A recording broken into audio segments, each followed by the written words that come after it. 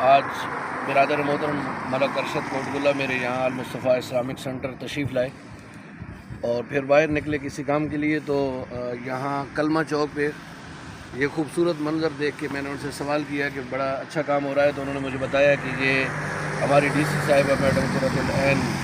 بڑی محنت اور لگن سے کام کروا رہی ہیں۔ گزشتہ دنوں بلکسر سے آؤٹ ہوتے ہوئے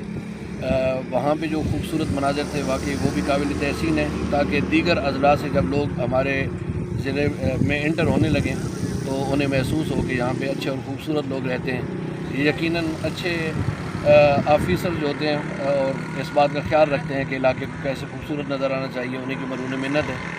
میں آج یہ خوبصورت منظر دیکھ کے ڈی سی صاحبہ سے امید کرتا ہوں کہ جیسے یہ کلمہ چوک خوبصورت بن رہا ہے، پورا تلنگانگ شہر یوں ہی خوبصورت نظر آئے، تو یقیناً